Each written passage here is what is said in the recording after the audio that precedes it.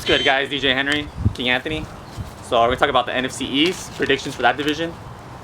I've been waiting for this day for a long time, DJ. Let's get it on. Okay. So who you got finishing fourth? Fourth, Philadelphia Eagles. Let me tell you why.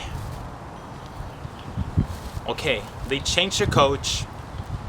They're gonna change the way they play. They had players that were made for another offensive coach, and now you're gonna try to get all these players together to play a different style of ball they're not used to. I just think there's too many questions on that defense. Quarterback positions on the air. I don't think Sam Bradford is gonna do any better than he did last year. DeMarco Murray should benefit from this because they're gonna run the ball a little more, but I just don't see him making any plays offensively, defensively, and special teams. I see them finishing fourth, especially in this division, which is one of the hardest divisions in the league. I see them finishing last. Okay. Yeah, so I agree with the Eagles. They disappointed me last year. I actually had them last year winning the division, even with a healthy Tony Romo, but they disappointed. So they lost Chip Kelly. They got Doug Peterson from the Chiefs. I'm kind of confused with what they're doing with their quarterback situation. Like, they combined like $34 million re-signing Sam Bradford and Chase Daniels, and then they go ahead and trade a bunch of their players and picks for Carson Wentz. So I'm not sure exactly what direction they're going with that. I get that you just spoke up, dude, from the offseason, but DeMarco Murray's with the Titans now, so I guess they're going to use Matthews. But yeah, I have to agree. I have them finishing fourth. For third, I have the Redskins third. I feel like the only reason they won last year is because Romo was out and the Eagles struggled. You got them finishing third. The Redskins, yeah. I like Josh Norman, how they picked him up. Damn, we are agreeing on a lot of picks now. Cousins, he was good last year. I think he's going to step down a little bit. I think he was just riding like a hot streak. But yeah, I have him finishing third.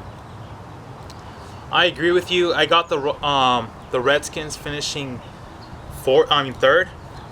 But they did pick up Josh Norman, which is a huge pickup. I don't know how the Panthers let him go, dude. Like, I don't know. Too many conflicts with the team. I don't know. Chemistry issues. But they did pick him up, and I think that's going to boost their defense a little bit.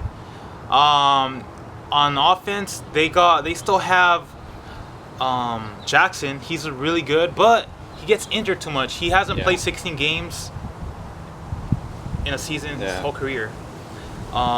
Kirk Cousins, I think he'll step it down a little bit. I don't think he's going to...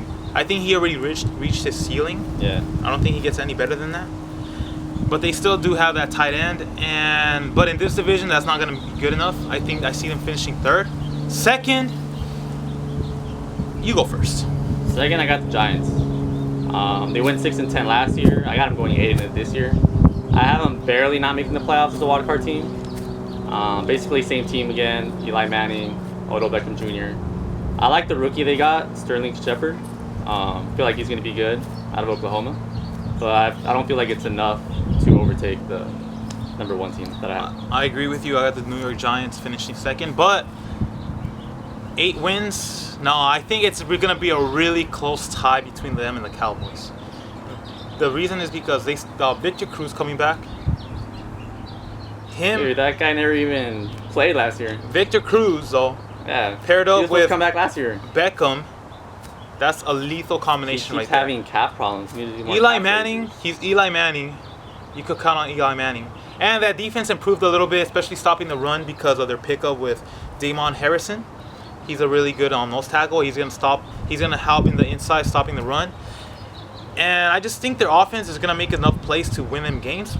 But I don't see them finishing ahead of the Cowboys, man. You know how I feel about them Cowboys. Hell no. You got Tony Romo coming back. Best offensive line in the league. Jason Witten paired up with top 3 wide receiver and Des Bryant. And you got the rookie Ezekiel Elliott, man. Oh, I can't wait to see that. Best offensive line paired up with that running back. And don't let me get started on the defense. Their defense is legit, especially when you're barely on the field. Their offense is so good. They control the clock. I've seen them play so many times. They keep the defense off the field. they keep the other team defense on the field, but they keep their defense off the field, and that really helps the defense, especially against other teams. Like you got the Giants who like to pass the ball. If you pass the ball, you're not going to control the clock as much. So I just think the Cowboys have so many advantages all around, and their special teams is decent. Yeah. But I just see them finishing first. I just think it's going to be the offensive line and the offense carrying them and the defense. He's a Cowboys fan, by the way, in case you couldn't tell. But yeah, I agree. The main thing to me is just having Tony Romo back, which pretty much shows you how important the quarterback position is. Like the year before with Romo, they were one play away in Green Bay from winning the Super Bowl. Yeah. And then just losing him, they go to like the 4th worst team in the league. Like I agree with that. The offensive line, Elliott. Even if Elliott does struggle a little bit, I like the pickup they got in Alfred Morris to kind of back him up. And yeah, man, Cowboys taking the division. And they still got McFadden, Yeah. which played decent. Yeah, One play away 2 years ago. one play away, man. All right. So there you have it, guys. Our picks for the NFC East. Make sure to subscribe and comment on who you guys think is going to finish first and last. See you guys next time.